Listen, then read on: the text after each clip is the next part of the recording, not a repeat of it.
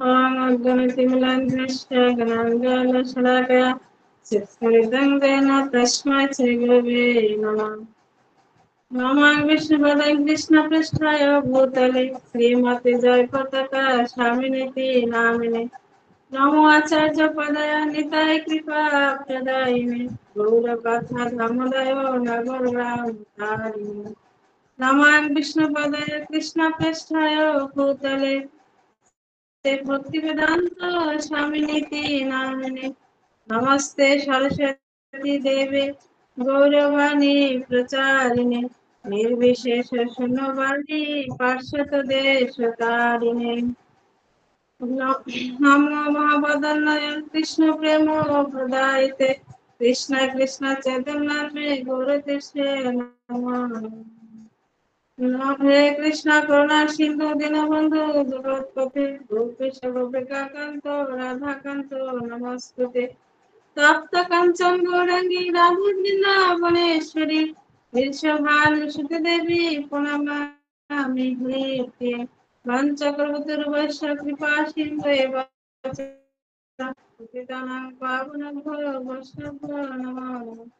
जय श्री कृष्ण चैतन्य प्रभु नित्यानंद श्री अद्वैत गदाधर श्रीवासदि गौर भक्त वृंद।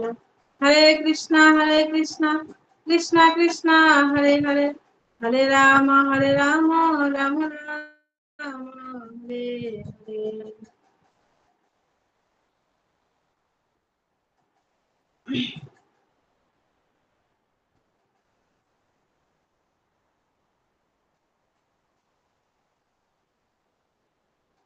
चैतन्य चैतन्यते आदि लीला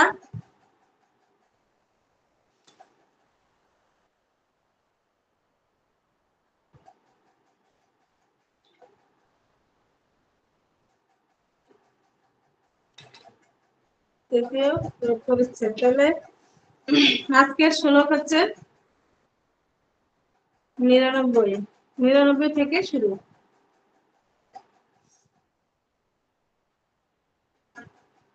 শ্লোক নম্বর 99। আপনি শ্রীকৃষ্ণ যদি করেন অবতার আপনি আচরি ভক্তি করেন প্রচার। অদ্বৈত আচার্য প্রভু চিন্তা করলেন স্বয়ং শ্রীকৃষ্ণ যদি অবতার রূপে আবির্ভূত হন তাহলে স্বয়ং আচরণ করার মাধ্যমে তিনি ভগবত ভক্তির প্রচার করতে পারবেন। এখানে কি বলেছে যে অদ্বৈত প্রভু তিনি চিন্তা করলেন যে যদি এই হরিনাম বা এই যে কলির যুগের যুগ ধর্ম সেটা যদি প্রচার করা হয় তাহলে ভগবান শ্রীকৃষ্ণ যদি স্বয়ং আসেন এবং তিনি যদি নিজে স্বয়ং এসে আচার করে এবং প্রচার করে তাহলে এখানে আচার এবং প্রচারের একটা মানে কথা এখানে মানে বলছে। তাহলে আমাদের আচার এবং প্রচার সেজন্য বলা হয়েছে যদি আমাদের আচারও করতে হবে এবং প্রচারও করতে হবে। দেখা যায় অনেকে মানে প্রচার করে কিন্তু আচার করে না, আবার অনেকে আছে আচার করে কিন্তু প্রচার করে না। সেজন্য দুটাই প্রয়োজন, আমাদের আচারও করতে হবে এবং প্রচারও করতে হবে। তাই আপনি যদি আচার না করে অপরকে শেখানো যায় না। সেজন্য অদ্বৈত প্রভু ভাবলেন যে নিজের মানে ভগবান যদি স্বয়ং আসে তাহলে তিনিই পারবে সেই আচার করতে, মানে সেই আচার করে তবে তিনি প্রচার করতে পারবেন। সেই জন্য মহাপ্রভুকে মানে আনার জন্য মানে ভগবান শ্রীকৃষ্ণকে আনার জন্য তিনি মানে চেষ্টা করছেন।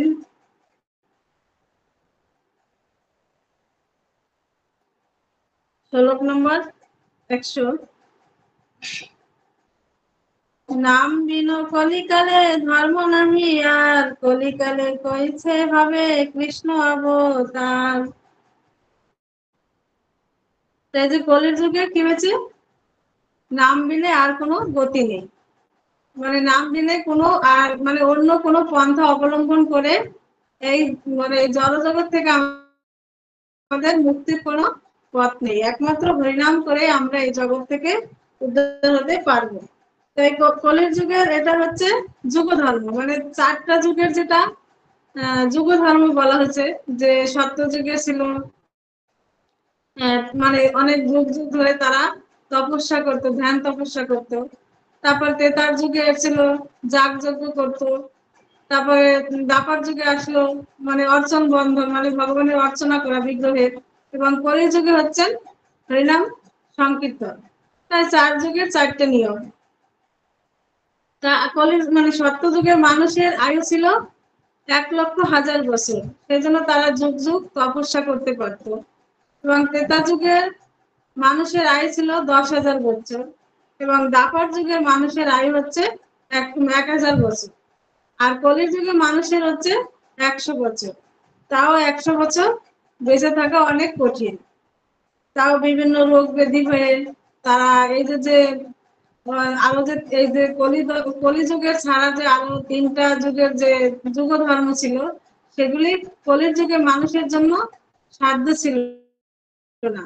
সেজন্য মানে এই যুগের যেটা যুগ ধর্ম, সেটা মানে প্রচার করার জন্য ভগবানকে তিনি আসার জন্য আহ্বান জানিয়েছেন। যেহেতু এটা কোনো মানে অন্যান্য যুগের মতন মানে কলির যুগের মানুষের ধৈর্য নেই, তারা এসব পারবেও না, সেজন্য একমাত্র হরিনামের কিভাবে প্রচার করা যায় সেটা অদ্বৈত প্রভু চাইলেন।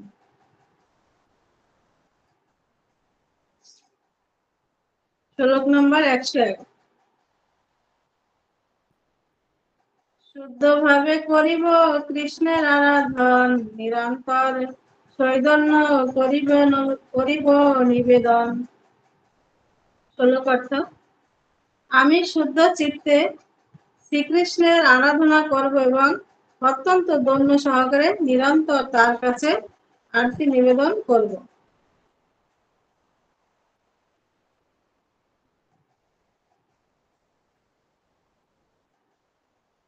তাই অদ্বৈত প্রভু চিন্তা করলেন যে ভগবানকে আনার জন্য ভগবান যখন আসে তার আগে তো মানে সব হয়ে যায় যে কিভাবে ভগবান, সেরকম আসার আগেই প্রচার হয়ে যায় যে ভগবান কোথায় জন্মগ্রহণ করবেন, কি অবতারে আসবেন, কি তার নাম হবেন, কি সবকিছুই প্রচার হয়ে যায়।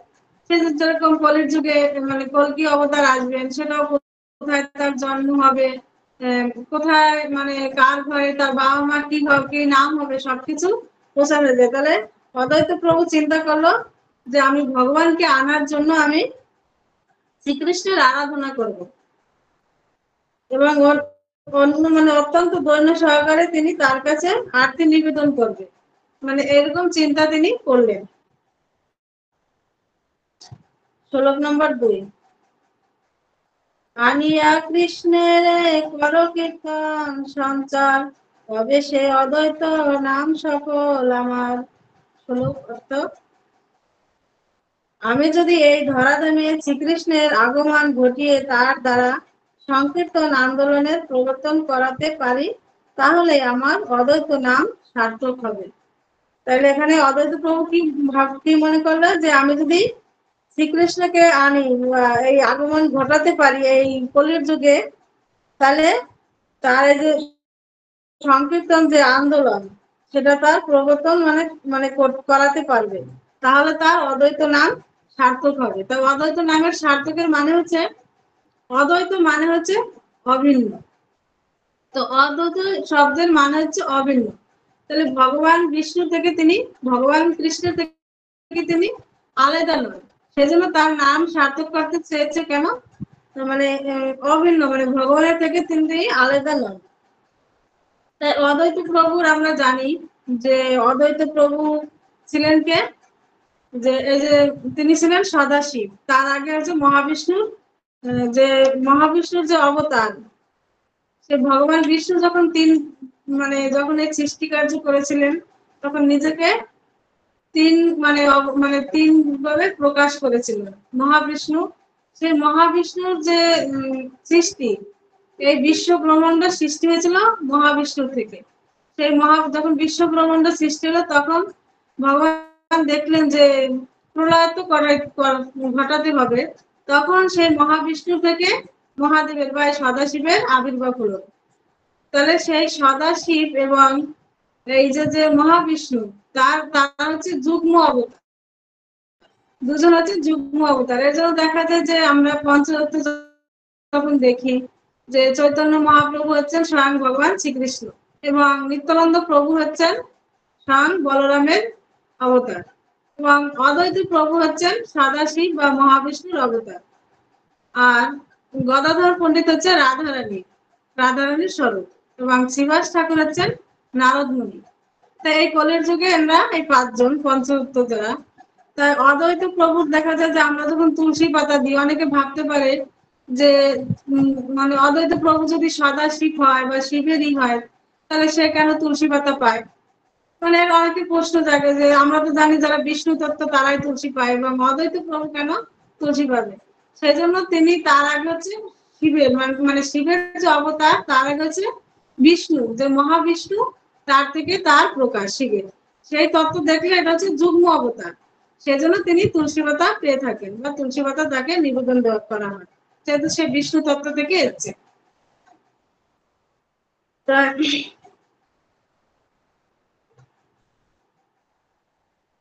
তিনি তার নাম মানে সময় করার জন্য সার্থক হয়ে যেতে তিনি তার অদ্বৈত হচ্ছে মানে অভিন্ন ভগবানের তাৎপর্য। অদ্বৈতবাদী বা মায়াবাদী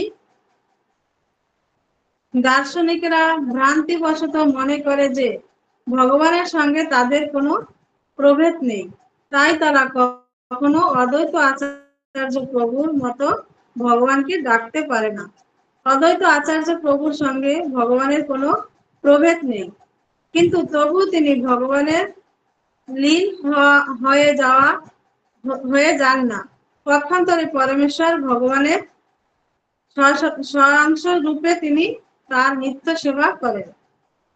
মায়াবাদীদের কাছে এটি অচিন্তনীয়, কারণ তারা তাদের জড় ইন্দ্রিয় লব্ধ জ্ঞানের পরিপ্রেক্ষিতে পরম তত্ত্ব সম্বন্ধে অনুমান করার চেষ্টা করে। তারা মনে করে অদ্বৈত তত্ত্বে স্বতন্ত্র সত্তার অস্তিত্ব থাকে না।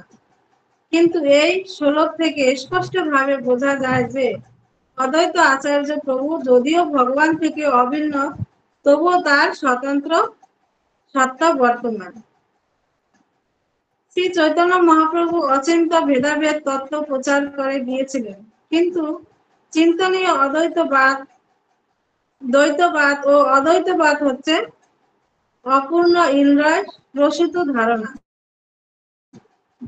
যার দ্বারা কখনোই চিন্ময় জগতে প্রবেশ করা যায় না, কারণ চিন্ময় জগৎ সীমিত জড় অনুভূতির অতীত। শ্রী অদ্বৈত আচার্য প্রভুর কার্যকলাপ অচিন্ত ভেদাভেদ তত্ত্বের বাস্তব প্রমাণ প্রদান করে। তাই অদ্বৈত আচার্য প্রভুর শরণাগত হওয়ার মাধ্যমে অনায়াসে অচিন্ত ভেদাভেদ দর্শন হৃদয়ঙ্গম করা যায়। এখানে কি বলছে মানে অদ্বৈত প্রভু হচ্ছে ভগবানের অভিন্ন। তিনি যেহেতু বিষ্ণু তত্ত্ব, তিনি তো এই মানে এই যে এই জগতের মানে অসুরদেরকে বা যারা অসুর প্রকৃতি তাদেরকে অনায়াসে তিনি বিনাশ করতে পারতেন।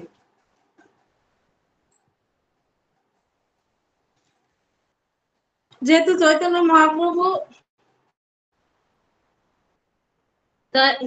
মহাপ্রভুর আবির্ভাবের আগে অদ্বৈত প্রভু আবির্ভূত হয়েছিলেন এবং তিনি ছিলেন যে মহাপ্রভু মানে মহাবিষ্ণু এবং সদাশিবের যুগ্ম অবতার। তার ভিতরে অনেক শক্তি ছিল, মানে ভগবানের যে শক্তি তার ভিতরে সে শক্তি আছে। তিনি যদি এই যে কলির যুগে তিনি যদি চাইতো যে আমি এই কলির যুগের জীবকে সংহার করব বা যারা অসুর বা যারা দৈত্য তাদেরকে আমি মানে বিনাশ করব, তাহলে সেটা তিনি পারতো। কিন্তু এই কলির যুগে প্রেমের মানে প্রদান করাটা খুব ছিল গুরুত্বপূর্ণ। এই যে প্রেমের যে ভগবানের যে মানে প্রেম অবতার গৌরাঙ্গ মহাপ্রভু হচ্ছেন প্রেম অবতার। তিনি প্রেমের মাধ্যমে সে জগৎকে মানে সমস্ত শুধু মানুষ না সমস্ত প্রাণীকে তিনি এই প্রেম প্রদান করেছিলেন। যখন চৈতন্য মহাপ্রভু যখন ঝাড়খণ্ডে তিনি যখন সন্ন্যাস নিয়ে যাচ্ছিলেন ঝাড়খণ্ডের পথ দিয়ে, ঝাড়খণ্ড তো বিশাল বন জঙ্গল ছিল, সেখানে সব হিংস্র পশুরাও বাস করত, কিন্তু তারাও সেই চৈতন্য মহাপ্রভুর প্রেমে, সেই প্রেমে তারা আন্দোলনে ভগবানের প্রতি এত আকৃষ্ট হয়ে তারাও হরিনাম করছিল। তাহলে সেই অদ্বৈত প্রভু যেটা যেটা মানে তার শক্তি যেটা ছিল, দৈত্যদের সংহার করতে তিনি পারত, কিন্তু এই যে প্রেম প্রদান, এটা তিনি চেয়েছে যে একমাত্র ভগবান শ্রীকৃষ্ণ এসে সেই প্রেম প্রদান করুক সবাইকে। এই যে চৈতন্য মহাপ্রভুর আসার আগে এই মানে এই ধরাধামে, তার আগে এই কলির যুগের খুব অবস্থা খুব খারাপ ছিল। তিনি তার অদ্বৈত প্রভুর এইসব দেখে তার মনে করুণা জাগলো। যেরকম মানে এতটাই খারাপ ছিল, মানে ভারতবর্ষ হচ্ছে ধর্মস্থান বা একটা ধর্মীয় স্থান, ভারতবর্ষটা হচ্ছে ধর্মক্ষেত্র, কিন্তু তারপরেও এই যে মানে ভারতবর্ষে বা মহা চৈতন্য মহাপ্রভু আসার আগে অনেক মানে মানে বিভিন্ন ধর্মের মানে কুসংস্কার যেগুলো বলে সেগুলি অনেক ভাবে সবাই আচার অনুষ্ঠান করতো। চৈতন্য মহাপ্রভু মানে আসার আগে ঠিক মানে জড়জগতের বিষয়ের প্রতি বেশি মানুষ ছিল, আধ্যাত্মিক জ্ঞানের প্রতি মানুষের কোনো ছিল না।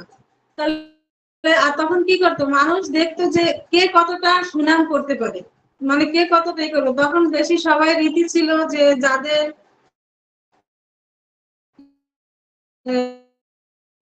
মানে মেয়ে থাকবে, মেয়েদেরকে অনেক ধুমধাম করে বিয়ে পার্বতীর মূর্তি বানিয়ে বিয়ে দেবে, এবং সেটাকে খুব মানে আয়োজন করে কে কতটা মানে খরচ করতে পারে এবং কে কতটা মানে সব থেকে ভালো করতে পারে, এরকম একটা কম্পিটিশন ছিল। তখন যখন এইভাবে কেউ শিব পার্বতীর মূর্তি বানিয়ে বিবাহ দিত, তখন কিছু লোক তাকে ঠকানোর জন্য আবার তারা কি করতো, তার কুকুর বিড়ালকে এরকম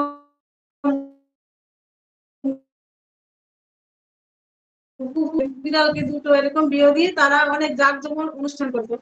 তখন কিছু বৈষ্ণবরা ছিল তখন অল্প সংখ্যক, এবং বৈষ্ণবরা তখন মানে এই যে যে সহজে তারা মানে হরিনাম করতো না বা তাদের গোপনে গোপনে করতো।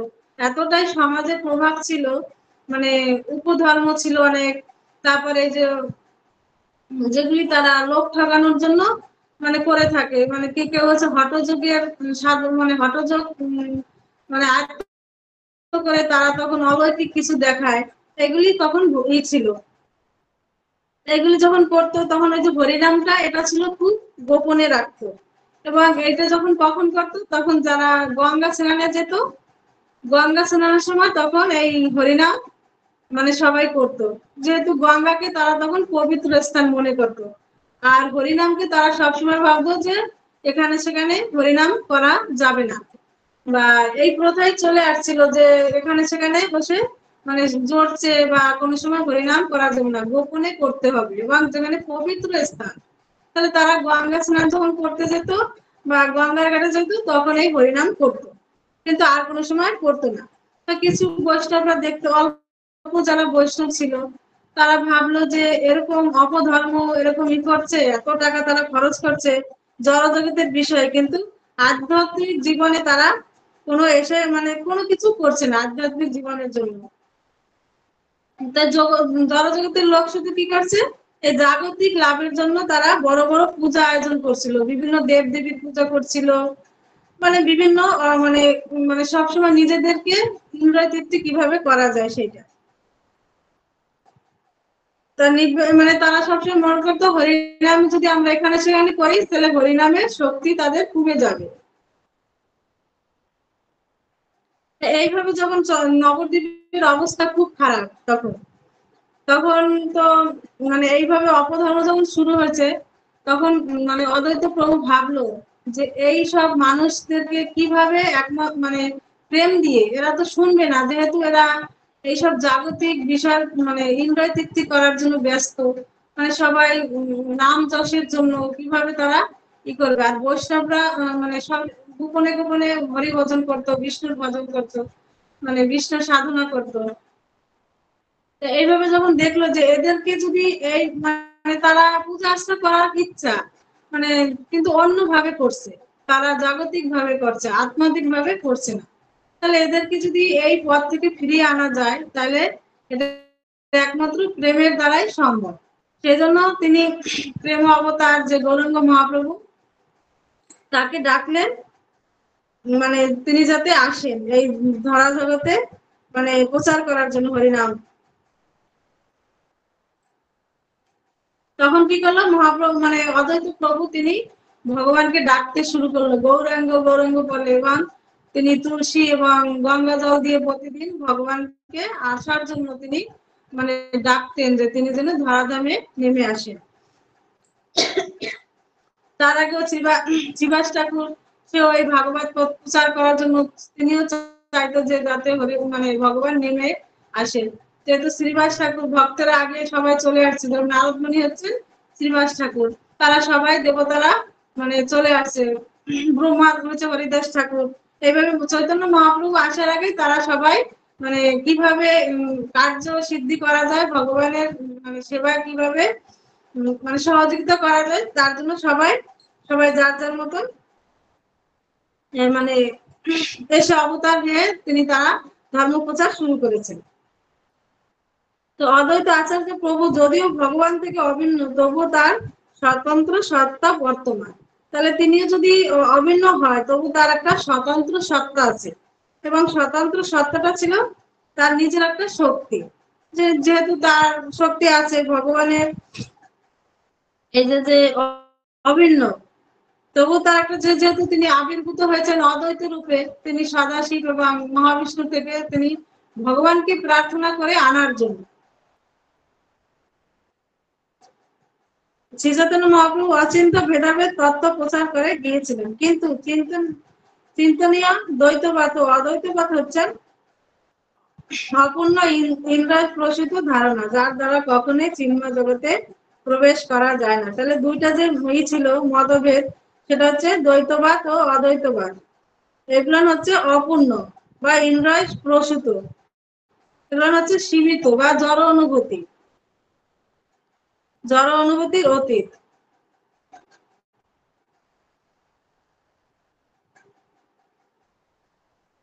তাহলে এখানে কি করলো, যে যেখানে বলা হয়েছে যে কিছু কিছু যারা হঠযোগের পন্থা মানে অবলম্বন করছে, তারা তারা কি করে ভগবানের মধ্যে লীন হয়ে যেতে চায়, কিন্তু অদ্বৈত প্রভু তিনি ভগবানের অভিন্ন হয়েও তিনি কিন্তু ভগবানের মধ্যে লীন হওয়ার জন্য কোনো প্রচেষ্টা করেননি।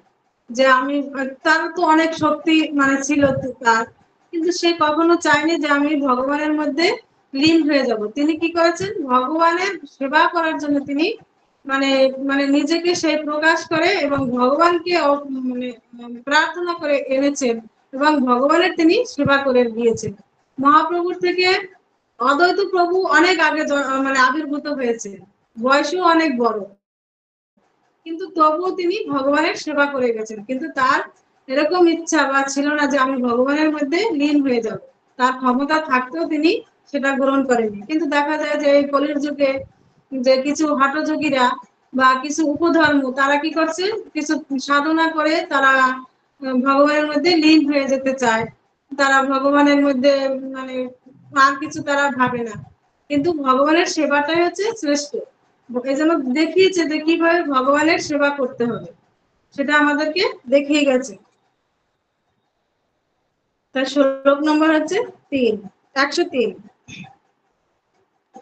কৃষ্ণ বশ করিবেন কোন আরাধনে, বিচারিতে এক শ্লোক আইল তার মনে। শ্লোক অর্থ, কোন কোন আরাধনা করার মাধ্যমে তিনি শ্রীকৃষ্ণকে বশ করতে পারবেন, এভাবেই তিনি যখন ভাবতে লাগলেন, তখন তার একটি শ্লোক মনে পড়ল। তো যখন অদ্বৈত প্রভু যখন ভাবলেন কোন আরাধনার মাধ্যমে শ্রীকৃষ্ণকে মানে বশ করা যাবে, মানে ভগবানকে তো আনার জন্য সবাই চেষ্টা করতো, বা ভগবান যখন ভক্তদের জন্য তিনি আবির্ভূত হয়েছেন, যতবার এসেছেন তিনি কিন্তু অসুরদেরকে বিনাশ করার জন্য আসেননি, তিনি ভক্তদেরকে আনন্দ দান করার জন্য এবং ভগবানের মানে ভক্তদের মনোবাসনা পূর্ণ করার জন্য তিনি আবির্ভূত হয়েছেন।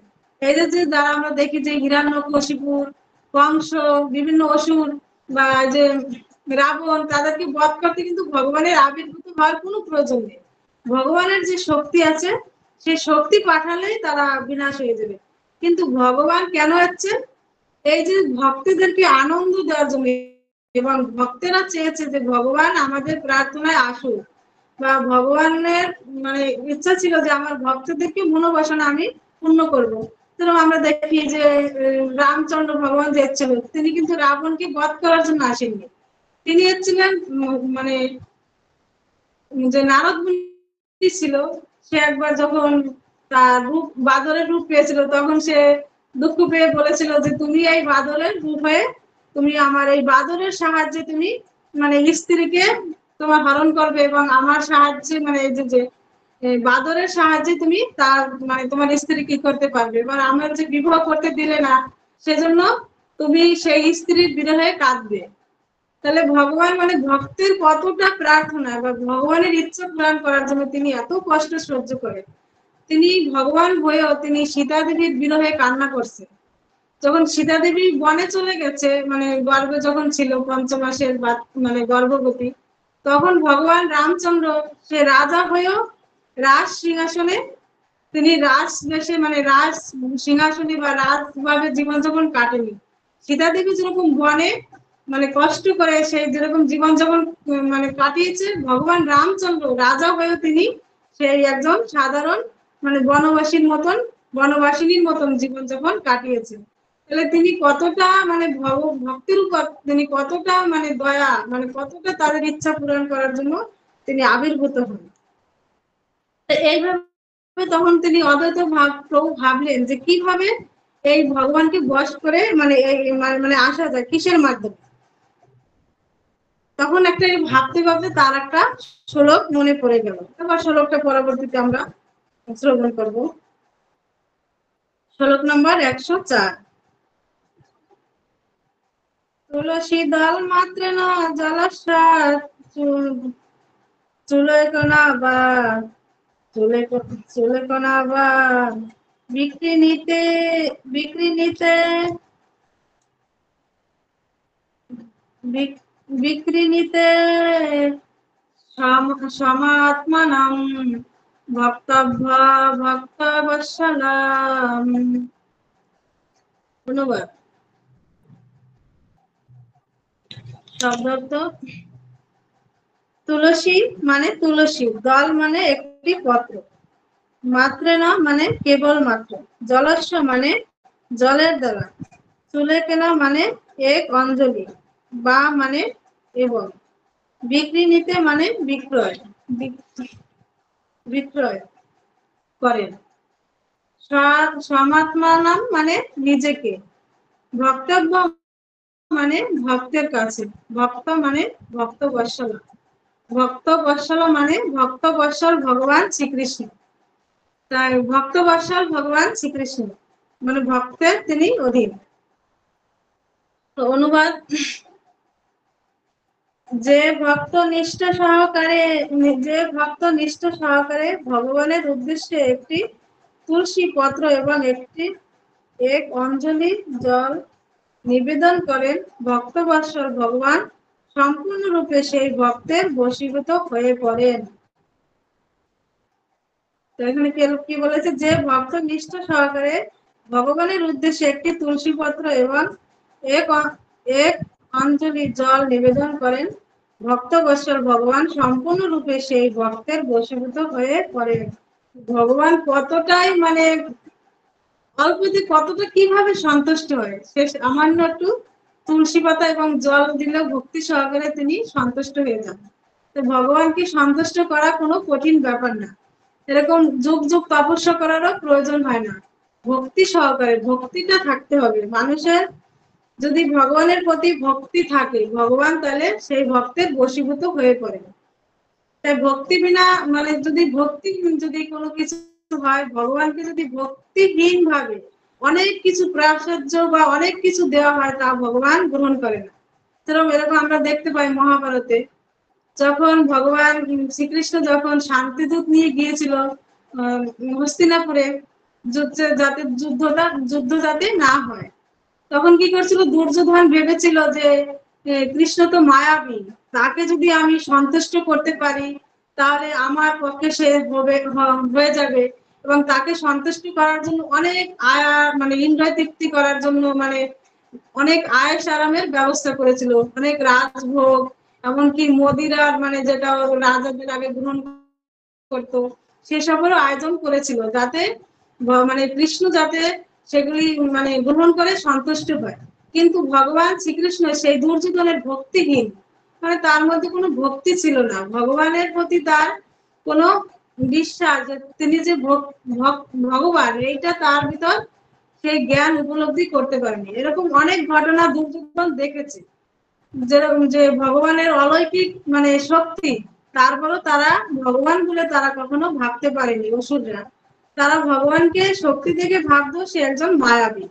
তাহলে ভক্তিহীন কোনো বস্তু ভগবান গ্রহণ করে না, সেটা যদি রাস প্রসাদ বা অনেক কিছু মূল্যবান বস্তু হয় সেটা তিনি গ্রহণ করেন না। যদি ভক্তি সহকারে তাকে একটু ফুল এবং জল বা তুলসী পাতা দেওয়া হয় সেটাই ভগবান গ্রহণ করেন। তাহলে তখন তিনি সেই রাজভোগ ত্যাগ করে তিনি বিদুরের ঘরে শাকঅন্ন গ্রহণ করেছিলেন, যেহেতু সেখানে তার ভক্তি ছিল। সেই জন্য দুর্যোধন বলেছিল যে কৃষ্ণ একটা মূর্খ, এত রাজভোগ রেখে সে বিদুরের ঘরে গেছে, মানে দাসীর ঘরে গেছে অন্ন ভোজন করতে, মানে শাকঅন্ন খেতে। ভগবান মানে ভগবানের প্রতি যদি ভক্তি থাকে, যেরকম যখন বিদুরের ঘরে গিয়েছিল ভগবান সেই রাজভোগ রেখে বা রাস মানে ভোগ যেটা আয়োজন করেছিল, বিদুরের ঘরে গিয়েছিল, তখন তার স্ত্রী এতটাই মানে তার আগের জন্মে তার স্ত্রী সেই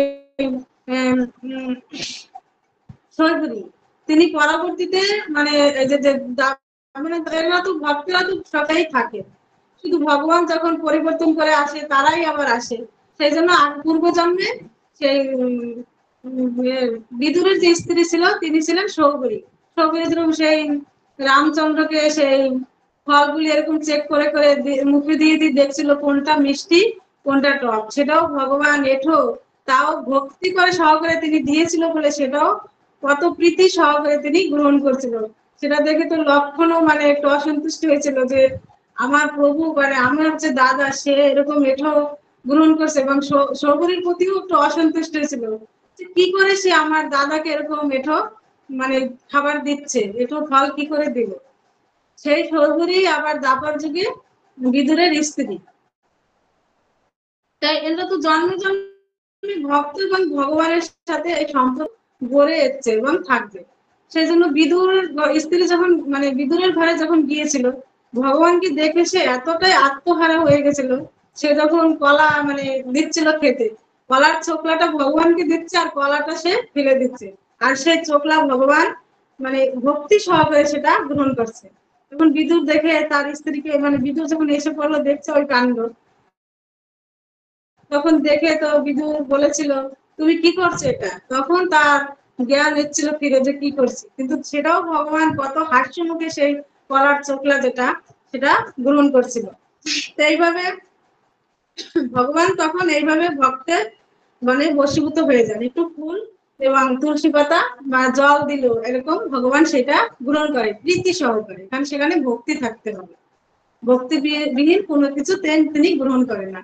এর জন্য অনেকে ভাবতে পারে যে আমরা তো তাহলে এত ভোগ রান্না করি কেন ভগবানকে তাহলে নিবেদন করব, তাহলে তো একটা তুলসী পাতা জল দিয়ে দিলেই তো আমাদের হয়ে যায়, তাহলে কেন আমরা এত রান্না করে ভগবানকে নিবেদন করতে হচ্ছে সেই ভোগ, এটা একটা ঝামেলাও মনে হয় যে আমি রান্না করবো ভগবানকে দেব। তো এটা কেন বলা হয়েছে, ভগবান তো মানে তুলসীতে আর জলে সন্তুষ্ট, তাহলে এত কিছু দেওয়া লাগবে কেন। তাহলে আমাদের কেন এটা ভগবানের প্রতি যে মানে আমাদের যে প্রেম, যে আমরা যা কিছু গ্রহণ করি ভগবানকে সেটা নিবেদন করতে হবে, ভগবানকে নিবেদন করলে সেটা কি হবে প্রসাদ হবে, আর এই প্রসাদ গ্রহণ করলে তখন আমাদের চিত্ত শুদ্ধি হবে।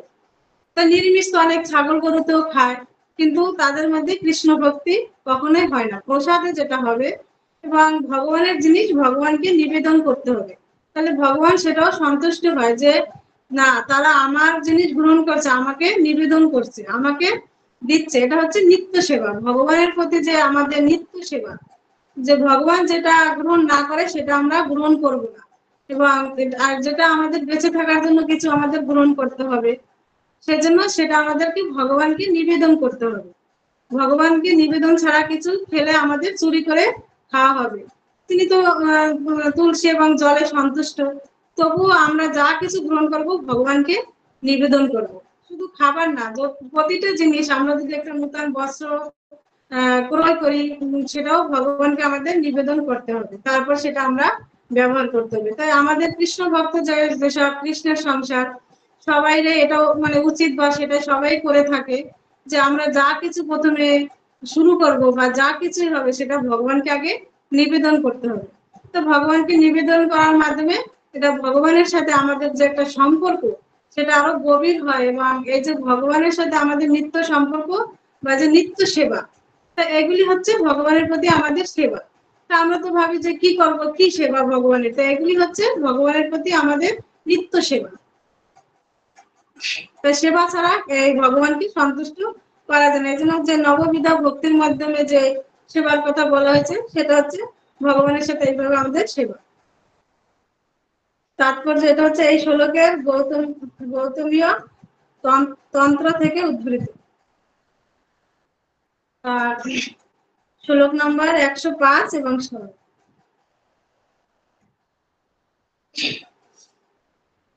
এই শ্লোকার্থে আচার্য করেন বিচারণ, কৃষ্ণকে তুলসী জল দেয় যে জন, তার বিন শোধিতে কৃষ্ণ করেন চিন্তন, জলা তুলসীর সমা কিছু ঘরে নাহি ধন।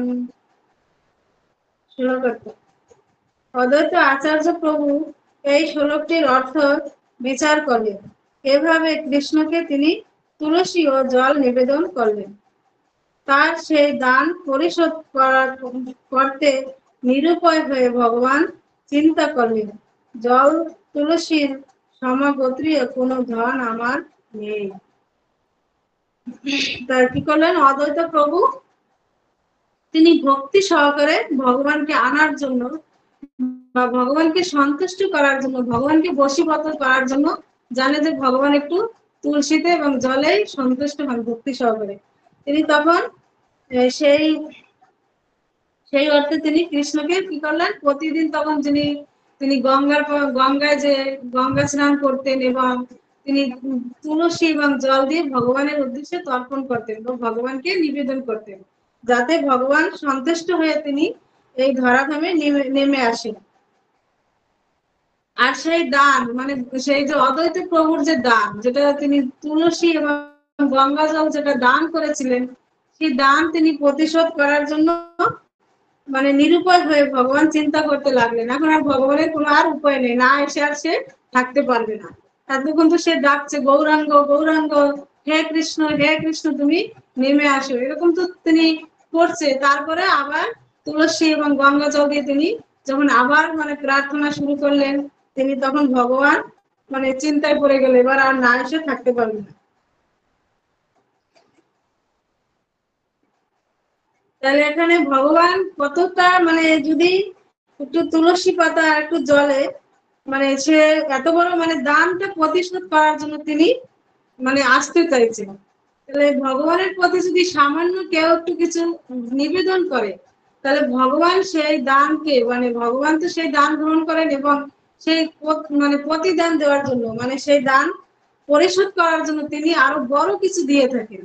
যেরকম দ্রৌপদী আমরা দেখতে পাই যে মহাভারতে যখন শিশুপালকে ভগবান চক্র দিয়ে গলা মানে কেটে দিয়েছিল, শিশুপাল তো অনেক অপরাধ করেছিল, তখন ভগবান বলেছিল যে 100টা অপরাধ আমি ক্ষমা করবো, 100টার উপরে যখন হয়ে যাবে তখন আমি তাকে মানে বিনাশ করবো। তখন শিশুপাল যখন এইভাবে 100টা অপরাধ পার হয়ে গেছে, তখন ওই রাজসভায় বসে মানে দুর্যোধন মানে যুধিষ্ঠির একটা যজ্ঞের আয়োজন করছিল, মানে তাদের সেখানে সবাই নিমন্ত্রণ হয়েছিল সব রাজারা। আবার সেই যজ্ঞে কৃষ্ণকে রেখেছিল প্রধান মানে অতিথি হিসেবে। তখন শিশুপাল অনেক গালাগালি করছিল ভগবানকে, অনেক অপরাধ করে যাচ্ছিল। তখন ভগবান কি করলো, 100টা যখন অপরাধ তার হয়ে গেছে, তখন তিনি চক্রকে আহ্বান করে তার গলা খণ্ডন করেছিল। তখন সেই চক্রের কারণে ভগবানের একটু সামান্য আঙ্গুল কেটে গেছিল। সে আঙ্গুল কেটে গেছিল রক্ত বেরোনাতে। তখন দ্রৌপদী কি করেছিল, তার বস্ত্র মানে মানে অল্প বস্ত্র সে মানে ছিঁড়ে সেটা ভগবানের আঙ্গুল বেঁধে দিয়েছিল, আঙ্গুল সামান্য একটু বস্ত্র দাঁড়ে। তখন মানে এইভাবে ভগবানকে তিনি সে আঙ্গুল বেঁধে দিয়েছিল। যখন দ্রৌপদী এই অসহায় অবস্থায় যখন তার বস্ত্র হরণের মানে রাজসভায় যখন বস্ত্র হরণ হচ্ছিল, তখন তিনি সবার কাছে প্রার্থনা করেছিল, রাজসভায় সবার কাছে, ভীষ্মদেব, ধৃতরাষ্ট্র এবং তার স্বামী যারা পাণ্ডব, তাদের সবার কাছে, কিন্তু কেউই তাকে রক্ষা করতে পারেনি। কিন্তু ভগবানের কাছে যখন সে শরণাগত হয়েছে, এবং দ্রৌপদী কিন্তু প্রথমে ভগবানের শরণাপন্ন হয়নি, সেই জন্য এতটা সময় লেগেছিল। যেহেতু আগে তিনি প্রার্থনা করছিল রাজসভায় সবার কাছে, ভীষ্মদেবের কাছে, দ্রোণাচার্যের কাছে এবং পাণ্ডবদের কাছে, পরবর্তীতে যখন কেউ রক্ষা না করতে পারলো, যখন তিনি লাস্টে ভগবানের শরণাগত হলো, তখন তিনি ভগবান এসে তার লজ্জা নিবারণ করেছিল। এর জন্য ভগবান এটাও একসময় বলেছিল দ্রৌপদীকে, বা দ্রৌপদী জিজ্ঞাসা করছিল যে আমার যখন রাজসভায় এত অপমান হচ্ছিল, তারপরে তুমি জেনে কেন এত দেরি করে আসছিলে? তখন কৃষ্ণ বলেছিল যে তুমি তো সবার শেষে আমার শরণাগত হয়েছিলে, সেই জন্য আমি দেরি করছি আসতে। আগে তো তুমি সবার কাছে গিয়েছো, সবাইকে স্মরণ করেছো, সবাইকে ডেকেছো, তাহলে আমাদেরকে মানে অন্যের আমরা অন্যের উপর আমরা নির্ভর হই, অন্যের সহযোগিতা আমরা চাই। কিন্তু আমরা যদি ডাইরেক্ট আগে ভগবানের শরণাগত হই, ভগবানের কাছে যদি আমরা আগে চাই, তবে ভগবানই আগে আমাদের সেই ডাকে সাড়া দেবে এবং তিনি আমাদেরকে একমাত্র রক্ষা করতে পারে। তাহলে দ্রৌপদী যখন সেই সামান্য একটু বস্ত্র তার আঙ্গুলে ছিঁড়ে বেঁধে দিয়েছিল, যখন তার বস্ত্রের প্রয়োজন হয়েছিল, ভগবান তাকে এত বস্ত্র দিয়েছিল, এত বস্ত্র মানে দান করেছিল, মানে সামান্য বস্ত্রের বিনিময়। সে মানে দুর্যোধন তো মানে দুঃশাসন তো সেই বস্ত্র মানে টানতে টানতে সে ক্লান্ত হয়ে সে মাটিতে পড়ে গিয়েছিল, তারপরও তার বস্ত্র হরণ করতে পারেনি। তাহলে ভগবানের হচ্ছে এই হচ্ছে তার মানে ভক্তের প্রতি তার করুণা, বা ভক্তের প্রতি তার মানে ঋণ শোধ করার জন্য তিনি এইভাবে আকুল ভাবে চেষ্টা করে যাচ্ছে। তাহলে তিনি যখন আবির্ভূত হন, যখন আসেন, তিনি একমাত্র ভক্তদেরকে আনন্দ দেওয়ার জন্য এবং ভক্তদের মনোবাসনা পূর্ণ করার জন্য তিনি আবির্ভূত হন, কোনো অসুরদেরকে না, কোনো বা দৈত্যদেরকে বিনাশ করার জন্য না। এগুলি তার একটা অস্ত্র পাঠিয়ে দিলে যথেষ্ট, বা তার একটা মায়া শক্তি আছে, জগৎটা তো মায়া দেবীর হাতে, মায়া দেবী তো আছে ভগবানের মাধ্যমে, সেটাও যদি মানে করে, সেটাও সবাই বিনাশ হতে পারে। তাহলে ভক্তের প্রতি যে মানে যে ভগবানের ভালোবাসা, বা ভগবানের প্রতি ভক্তের এবং ভগবানের যে প্রীতি প্রধান মানে দুজনের মধ্যে, এটা হচ্ছে অনেক গুরুত্বপূর্ণ। সেজন্য এইভাবে যখন অদ্বৈত প্রভু তিনি এইভাবে যখন সবকিছু করলেন, তো আমরা কোন পর্যন্ত বললাম, এইভাবে ভক্তের কাছে অর্পণ করেন সমস্ত ঋণ। তারপরে এটা তাৎপর্য আছে উপর।